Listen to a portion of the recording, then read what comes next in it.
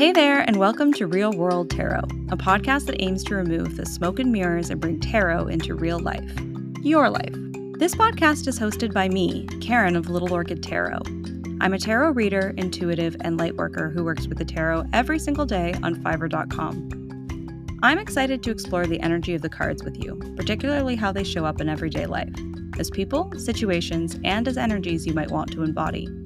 Because where magic meets the mundane, that's where real life happens. So let's dive in, shall we? Hey guys, and welcome to Real World Tarot with Karen from Little Orchid Tarot. This is episode 1, removing the smoke and mirrors and bringing tarot to the real world. As I mentioned in my intro, I am a professional tarot reader. I have been reading tarot every single day for the last 3.5 years, and I am really excited to dive into this podcast. This has actually been a request from a few of my recurring clients. They've asked if I do any podcasts or any courses. And so it really got me thinking, what a perfect opportunity to bring my approach to the tarot to a outlet that could help a lot of readers and seekers find their own everyday, day-to-day use of the tarot. Because I do believe that what we think the tarot is when we're often introduced to it as a newbie, whether you're a new reader or you're just looking to get a reading or you're thinking about getting a reading and finding a reader, what you think the tarot is actually quite different than what it can be, and I would even go as far to say at what it should be. Again, I'm gonna just right off the top say this podcast is my personal experience with the tarot. I have done thousands of readings. I've worked with the tarot every single day for many, many years. I have digested so many of the books and courses of some of the top readers around the world. You'll hear their names here. I will reference them.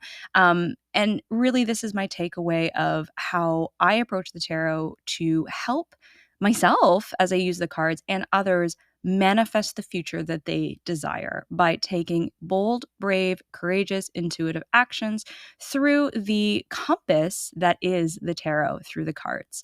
So today we're going to go through what I call some unpopular opinions or tarot myths around tarot.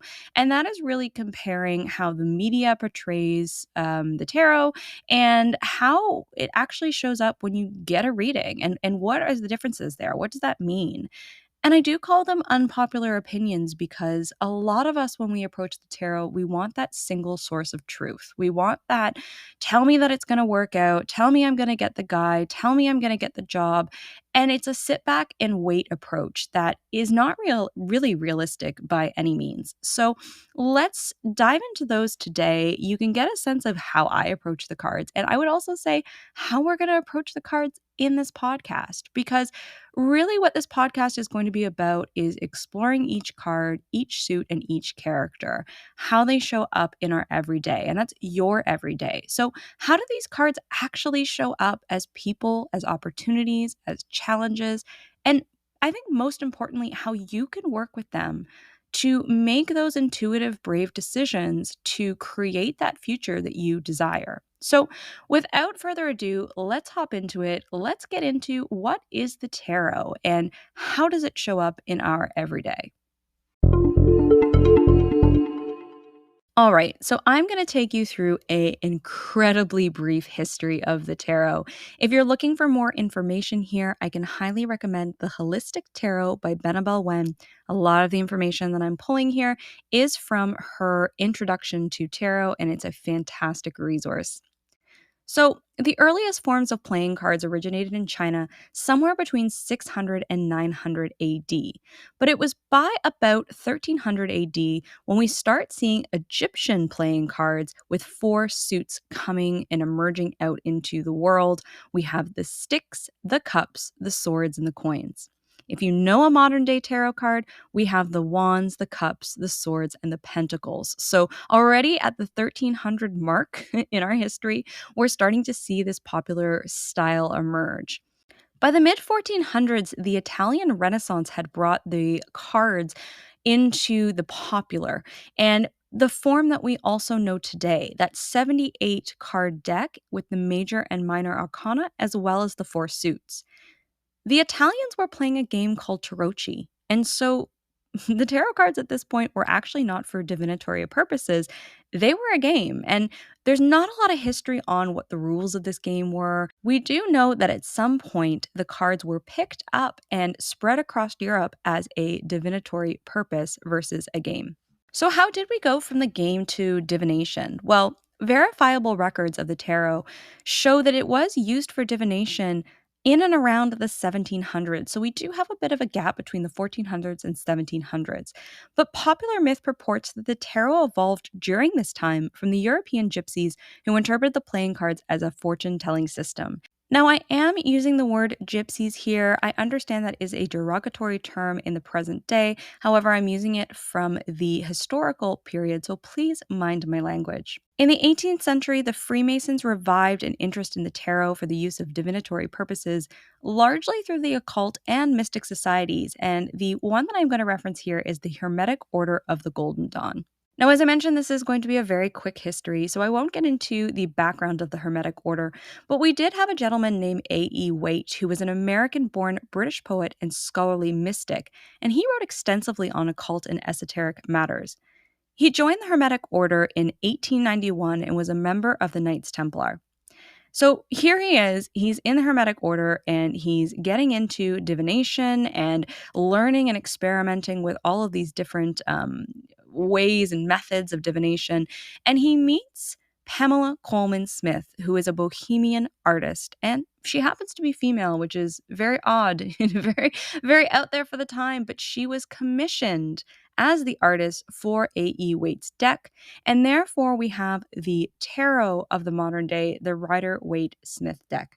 This is the deck, though it was commissioned and completed in the 1910s, that you will probably use as your first deck and will probably get a reading from other readers as their deck, because it was the first time where we went from what we call the numbered pip decks to an illustrative deck.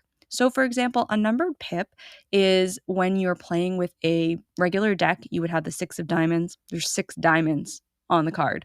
If you have the nine of hearts, there's nine hearts on the card. A lot of the divinatory decks use the same system until Pamela came along and actually created an illustrated card for each pip. And so now when we have the Knight of Wands, we have a figure of a warrior who has a bandage across his head and he's standing in defense in front of this fortress. All of a sudden, the meaning of that Nine of Wands has completely shifted and changed. And we get a sense of here is the wounded warrior defending his turf. What has he been through? Why is he so defensive? And what battle has he won? But what war is he still expecting? So you can see you can get a lot more out of the card when you are dealing with an illustrative deck. And so that's why there is the belief that this deck has become so popular and really helped tarot become what it is today. So I'm going to leave you there with the tarot history. But what I do want to say is, again, do your research. There's so much out there with backgrounds on tarot, with more history about Arthur Wade and Pamela Coleman Smith. There's even some biographies and documentaries out there. Highly, highly, highly recommend you look into the Hermetic Order of the Golden Dawn if you're interested in these things. But again, that's not what this podcast is about. So I do want to move forward and get into using tarot as a tool and what it means for the everyday. Okay, so what is the tarot, and more importantly, what isn't it? When you think of the tarot, I can imagine we all kind of conjure this image of a tarot reader. So do that right now. Conjure an image of a tarot reader in your mind's eye. And what do you see? You know, for some of us, it might be a long, dimly lit alleyway with, the mist leading you towards a blinking neon sign where it says fortunes told. And, you round a corner and there's a mysterious looking woman who utters that you're going to meet a tall, dark stranger and is going to bring you riches but heartache. Or perhaps this is a psychic who can tell you exactly who you're going to meet, what you're going to do, the exact job you're going to get, and then everything's going to be happily ever after. The exact details of your future, what is absolutely destined to be, is often what comes to mind when someone's thinking of a tarot reader or getting a tarot reading. Now, this isn't your fault.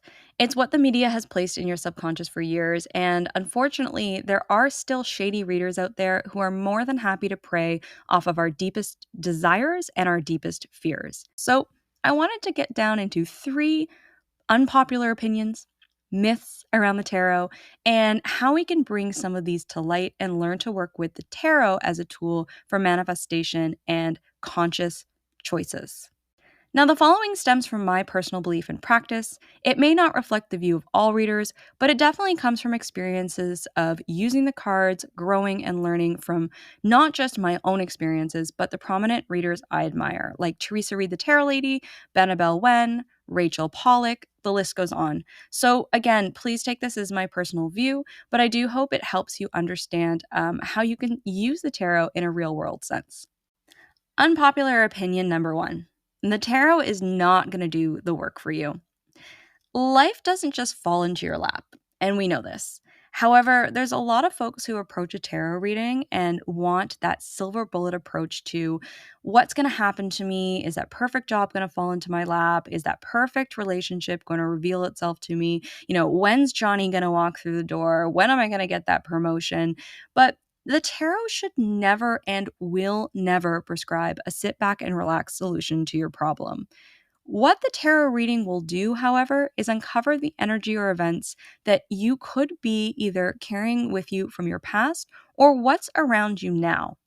It will definitely get into obstacles and challenges around you, what their root cause are, and if there are any adversaries or allies in your corner. It'll show you how you can navigate these things, navigate these people, navigate these situations and energies.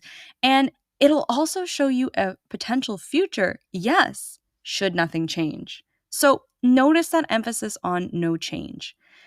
I always like to look at readings like a camera. So if I walked into a party and I took a Polaroid snap of that moment in time, the potential future shown is an indication based on that snapshot. So, for example, if someone's leaning too deep into the punch bowl, there is a good idea or a good chance that they're going to fall into the punch bowl. That's a really stupid. I don't know why I came up with that. If someone's calling up someone to dance in that Polaroid, then chances are they're going to dance, right? It's the sense of here's where you are at right now. Where are you headed if you're going in the same direction with the same momentum. So, if you get a reading and you like what you see, great. Keep doing what you're doing because obviously you're on the right potential, you're on the right path, and the universe has your back with the intentions you have set. If you are unhappy with the outcome of your reading, this is even better because it means you've been granted the opportunity to make a change and the winds can shift from east to west in your little compass. Your little compass, the tarot, is saying, get up off your butt. You need to go this way. And again, this is through the root causes or challenges. So the tarot is going to show you if you've been sat in your butt not doing the work. The tarot is going to show you if you really desire a relationship, but you haven't been going out there and dating, or you haven't been putting yourself out there and making yourself vulnerable. Check any reader who tells you that the future is set in stone and that there's nothing you can do about it. Because I do believe that humanity has been granted free will and that you can use this at any time to set your course toward any outcome. The future is innumerable. Think about the number of actions and choices that you make on a day-to-day basis, how it shifts and changes moment to moment based on your actions, intents, and desires.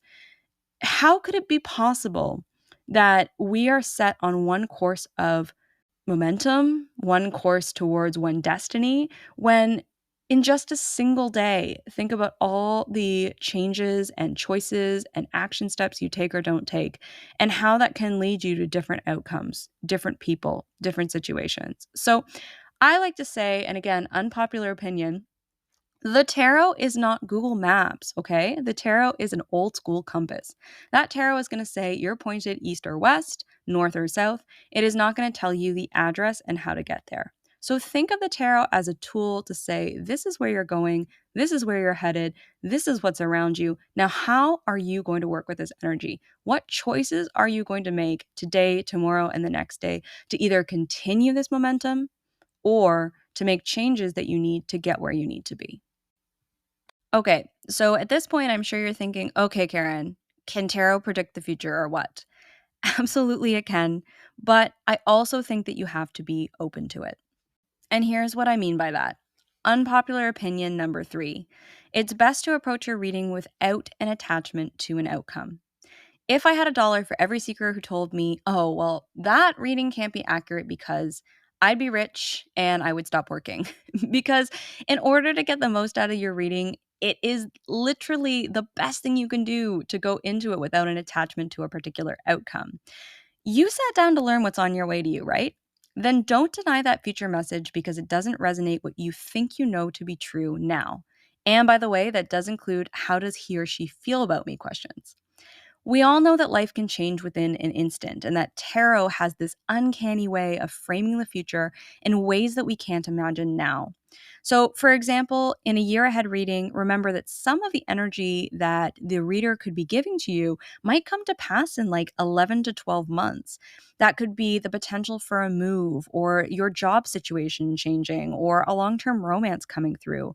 All of these things can feel impossible at the time of your reading, but they can be potentials of the path that you are on. So, with any reading, I do advise my seekers to book a reading only when you can handle the answer to the question, no matter what the outcome. If you are heavily, heavily influenced by your emotions, feeling angry, feeling sad, feeling depressed, feeling anxious, I highly recommend, this is myself included, do not approach the cards because it's better to give your emotions time and space to settle so that you can be truly open to the potentials of what the tarot wants to show you. I also say remain open to all possibilities and all outcomes. The tarot has this really uncanny ability of showing you the energies that are around you and the energies that are coming through that are external. So things that you can't necessarily change, but that you can make decisions once they arrive in your lap once they land. I'll tell another personal story. I was interviewing for a job a few years back, and the interview was going so well. And I was really getting along with those who were interviewing with me. I kept going into the next round of interviews, the next round of interviews, and I was pulling cards in between, asking, what's going on? What do they think of me? All of the regular questions that we typically ask of the tarot. And I kept getting all of these disappointing cards. The 5 of Cups, the 8 of Cups, leaving things behind, disappointment, the moon, obscurity. We were getting 7 of Cups and an unknown energy. And inevitably, if I can speak, inevitably, the hiring manager emailed me one day and said, I'm so sorry that we've strung you along for the ride. We had a lot going on in the background. Unfortunately, we've decided that we actually don't have the headcount for this job, and we're going to have to give give you a pass at this time. We really, really, really wanted to hire you. We just don't have the budget or the HR approval to hire at this time. Incredibly disappointing, but it was the card's way of saying, hey, there's stuff outside of your control here. There's a lot going on in the background. That doesn't mean that I don't have autonomy and choice. So, in knowing that, when I was getting those cards, I did actually prepare and think to myself, okay, it seems like as much as I'm emotionally attached to this situation, I really want it to happen for me. Things could be going on in the background. So in the meantime, I was still interviewing with another companies, and a week later, I got another amazing, incredible job that in the end worked out really, really well for me. So this is just an example of how the tarot can tell you the energies you're working with and where things are headed, but the choices that you make or don't make are going to affect the outcome. And so that's where we bring in the autonomy. That's where we bring in the agency and the free will that you have working with the energies that the cards are showing you. But it also is about approaching it saying to yourself, okay, I know that I'm ready to ask this question. I know I'm ready to hear and open to what the cards have to show me, even if that's different than what I think is going to happen or what I want to happen. I'll also say for anyone that's looking to get a reading, record the reading and take notes because you're going to want to let the energy play out over the course of weeks and or months. Do come back to that reading. You're likely to have a whole new perspective. So, again, being open to it at the time and coming back to it to really understand how did that manifest for me and what do I need to learn from the way I acted or reacted to that reading or reacted to those energies and what I do things differently in the future. Because there's a lot of self learning that comes out of this kind of work as well. So that's going to take us into our last myth today. Myth number 4, you have to be psychic in order to read and use the tarot. Unpopular opinion, anyone can use the tarot, anyone can access it and become an amazing reader. The tarot is simply a tool. It really is. It is something that all of us have access to. And I am going to jump a little bit back into my history lesson here because I do believe that we all have the ability to read the archetypes and the symbols of the cards because they are universal. They are symbols and signs that no matter what language you speak, no matter what gender you are, no matter how you were raised, you will resonate with these symbols and signs because they are part of the human collective unconscious. Carl Jung, the Swiss psychologist and psychiatrist who founded analytic psychology, was someone who built upon Freud's psychoanalysis theories and was really in depth and ingrained in the concept of the unconscious. Jung was a psychologist who worked with the tarot, which I think was incredibly cool. And he saw the tarot as a system of signs and symbols that could relate to a person's past and present, and therefore could predict a potential future trajectory. He defined the collective unconscious as a set of common motifs, archetypes, and experiences that transcend time, culture, gender, and social status. So, again, I'm not here to give you a history lesson, but what I want you to take away from Carl Jung's work is that this is really a set of signs and symbols that if you are human, if you are conscious, if you are breathing, you understand and can pick up and can translate. And that comes from that collective unconscious experiences that we as humans all have and share. So, like any tool, the intuition, your higher self, your inner being is something that you need to flex and grow like a muscle. And daily use of the tarot or starting to just pick up the cards and look at them and ask yourself, what does this tell me? Is this positive energy? Is this negative energy? Does this make me feel excited, optimistic? Does it make me feel grief? Does it make me feel anxious? What am I seeing in the cards? What's going on? What's happening? And when you take all of these cards and you begin to build a story, which is what Carl Jung did with his patients, what are you seeing here? What story is coming through here? You can start to paint a picture of, here's where I see myself now. Here's where I see myself going. And asking yourself questions about, am I happy with this path? Is this something that feels good to me? Is it something that I desire? Are there behaviors here that I need to change or thought processes that I can see coming through that mirror how I'm feeling or how I've been acting? And what changes or what action steps can I take to change that or grow with that. So there's so much that you can do there, but really if you are someone that's looking to get involved with the cards or be able to give yourself readings or eventually get to giving readings for others, pick up a deck, get a book, take a course, whatever you need to do, just take action, take that first step. And as soon as you tell yourself, I can, and I'm going to surrender to what is shown to me, and you release that resistance, because I truly think that's the thing that bogs us up the most, is that sense of resistance of like, oh, this can't be right, or what if I get it wrong? Practice on yourself. Start pulling a card every single day in the morning. Journal about what that card means to you, and then come back at night and ask yourself, how did that appear in my day? And if you do believe, as I do, that we have guides and we have a spirit team working with us, ask your spirit team to say, hey, what's coming up in my day? What do I need to be aware of? What's a theme? Pull that card, come back to it in the evening, and ask your spirit team to help you recognize and realize how that card showed up.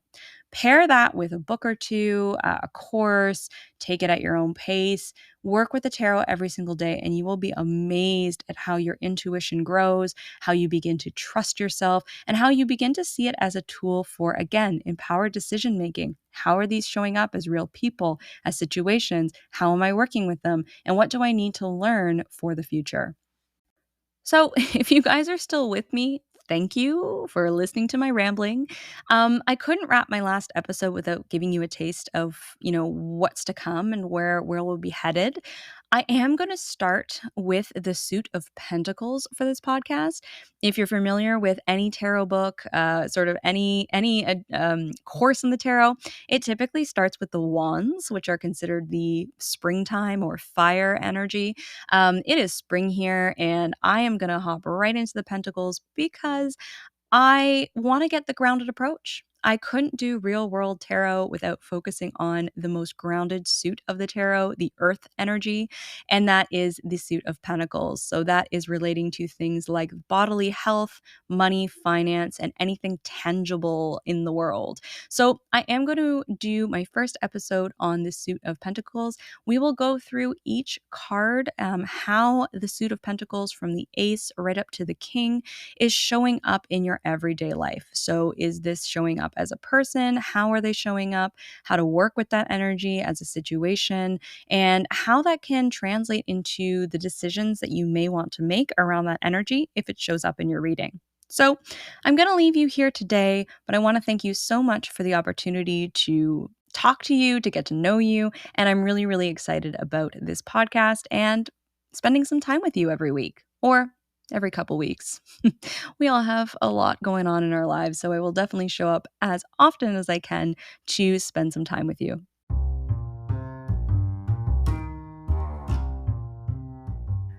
All right, friends, I hope you've enjoyed this episode of Real World Tarot and most of all, learned something new. If you would like to learn more about me, ask a question for a future episode, or book a reading, you can do so at Little Orchid Tarot /podcast. That's littleorchidtarot.com/podcast. And if you're enjoying the podcast, do that thing that helps other people find me. Subscribe and leave a kind review. And remember, the best way to predict the future is to invent it. So take care, be well, and make good choices. See you soon.